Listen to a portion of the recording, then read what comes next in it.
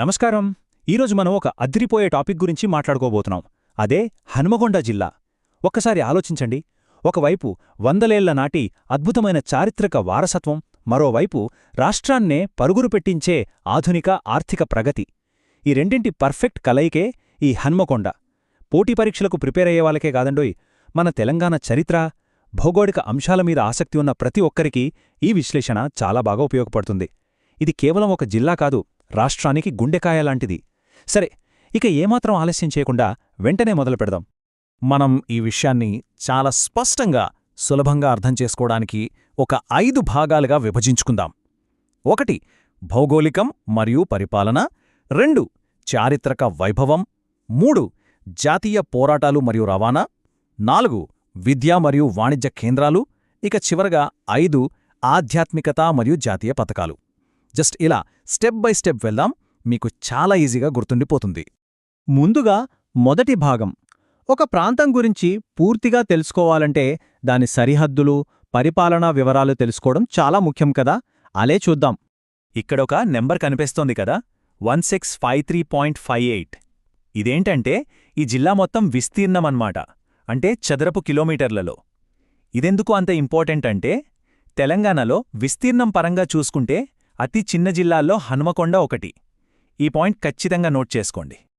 పరిపాలనాపరంగా చూస్తే హన్మకొండ మరియు పరకాల అనే 2 రెవెన్యూ డివిజన్లు, 14 మండలాలు ఇక్కడున్నాయి. దీని చుట్టూ ఉన్న సరిహద్దులు గమనిస్తే ఉత్తరాన కరీంనగర్, తూర్పున జయశంకర్ భూపాలపల్లి, ఆగ్నేయం మరియు దక్షిణాన వరంగల్, నైరుతి, పశ్చిమాన జనగాం, ఇక వాయువ్య దిశలో సిద్దిపేట జిల్లాలున్నాయి. అంటే కరెక్ట్గా ఈ 5 జిల్లాల మధ్యలో చాలా వ్యూహాత్మకమైన ప్రదేశంలో హన్మకొండ ఉందన్నమాట. పోటీ పరీక్షలు రాసేవాళ్లు ఈ కాలానుగుణ మార్పులను కాస్త జాగ్రత్తగా గమనించాలి. అక్టోబర్ 2016లో కొత్త జిల్లాలు ఏర్పడినప్పుడు మొదట దీనికి వరంగల్ అర్బన్ అని పేరు పెట్టారు. ఆ తర్వాత ఆగస్టు 2021లో ప్రభుత్వం అధికారికంగా దీని పేరును హన్మకొండ జిల్లాగా మార్చింది. ఈ 2 సంవత్సరాలు ఆ పేర్లు కొంచెం మైండ్లో పెట్టుకోండి. రైట్. ఇప్పుడు రెండో భాగంలోకి వెళదాం. అదే మన కాకతీయుల వారసత్వం, హన్మకొండ చారిత్రక వైభవం. అసలు హన్మకొండ గురించి చెప్పాలంటే ఒక ఆసక్తికరమైన విషయముందండి. దీనికి 2 రకాల గుర్తింపులున్నాయి. ఒక పక్క చూస్తేనేమో కాకతీయుల రాజధాని, ఓరుగళ్ళు వారసత్వం, పురాతన జైనమత ఆనవాళ్లు, 12వ శతాబ్దపు అద్భుతమైన ఆర్కిటెక్చర్ కనిపిస్తాయి. అదే ఇంకో పక్క చూస్తే హైదరాబాద్ తర్వాత అంత వేగంగా అభివృద్ధి చెందుతున్న సిటీ ఇదే. కేంద్ర ప్రభుత్వ పథకాలైన హృదయ్, అమృత్ మరియు స్మార్ట్ సిటీకి ఎంపికైన ఆధునిక నగరం కూడా ఇదే. చూశారా, గతానికి భవిష్యత్తుకు ఎంత అద్భుతమైన కలయికో. కాకతీయుల శిల్పకళ గురించి మాట్లాడేటప్పుడు మనం ముఖ్యంగా ఒక 3 దేవాలయాల గురించి చెప్పుకోవాలి. మొదటిది ఎవరూ మర్చిపోలేని 1000 స్తంభాల గుడి, అదేనండి రుద్రేశ్వరాలయం. దీన్ని చాళుక్య మరియు కాకతీయ శైలి 2 కలిపి నిర్మించారు. రెండోది కాకతీయ రాజైన 2వ ప్రోలరాజు కట్టించిన పురాతన పద్మాక్షి ఆలయం. ఇక్కడ జైనమత అవశేషాలు ఉండటం విశేషం. ఇక మూడోది కొండపర్తిలో ఉన్న విశిష్టమైన త్రికూట ఆలయం.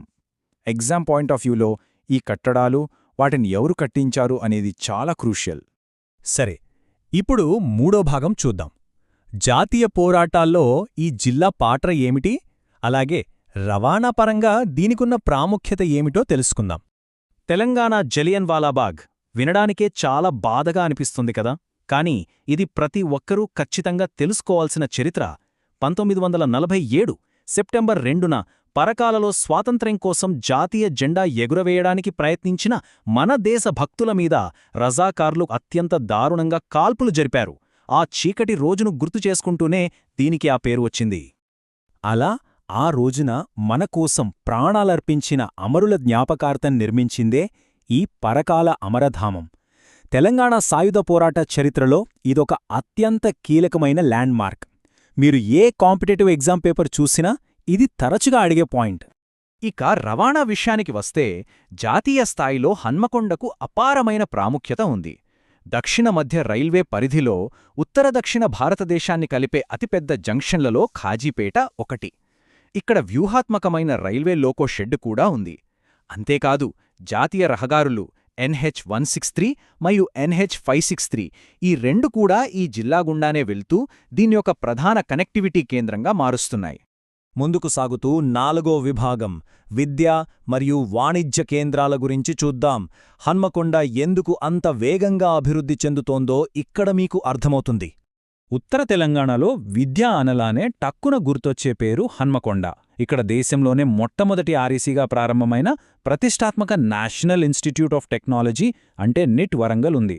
దానికి తోడు దాదాపు 100 ఏళ్ల చరిత్రకు దగ్గరవుతున్న కాకతీయ యూనివర్సిటీ కూడా ఇక్కడే ఉంది. ఇవి మాత్రమే కాదు, రాష్ట్రంలోని మెడికల్ కాలేజీలన్నింటినీ నియంత్రించే కాళోజీ నారాయణరావు ఆరోగ్యశాస్త్ర విశ్వవిద్యాలయం ప్రధాన కార్యాలయం కూడా ఇక్కడే ఉండడం ఈ జిల్లా విద్యా ప్రాధాన్యతను శిఖరాగ్రాన నిలుపుతోంది. భలే ఉంది కదా ఈ విద్యా వాతావరణం. వాణిజ్యపరంగా ఈ జిల్లా సత్తా ఏంటో చెప్పడానికి ఇదొక్కటి చాలండి. ఇనుమామూల వ్యవసాయ మార్కెట్ యార్డ్. ఆసియా ఖండంలోనే విస్తీర్ణం పరంగా, లావాదేవీల పరంగా చూస్తే ఇదే అత్యంత పెద్ద మార్కెట్.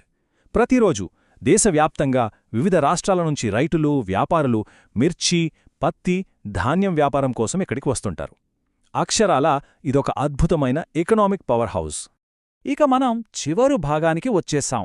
ఆధ్యాత్మికత మరియు జాతీయ స్థాయిలో ఈ జిల్లా అందించిన విశిష్ట వ్యక్తుల గురించి ఇప్పుడు తెలుసుకుందాం.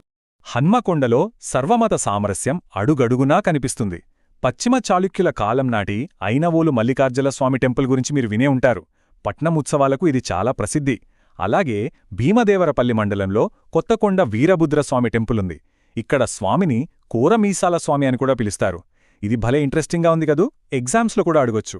వీటితో పాటు ప్రఖ్యాత ఖాజీపేట దర్గా, ఫాతిమానగర్ చర్చ్ ఇవన్నీ కలిసి ఈ ప్రాంతాన్ని విభిన్న మతాలకు, సంస్కృతులకు నిలయంగా మారుస్తున్నాయి. మన దేశ చరిత్రలోనే ఒక సువర్ణాధ్యాయానికి ఈ జిల్లా పుట్టిల్లు అని చెప్పొచ్చు.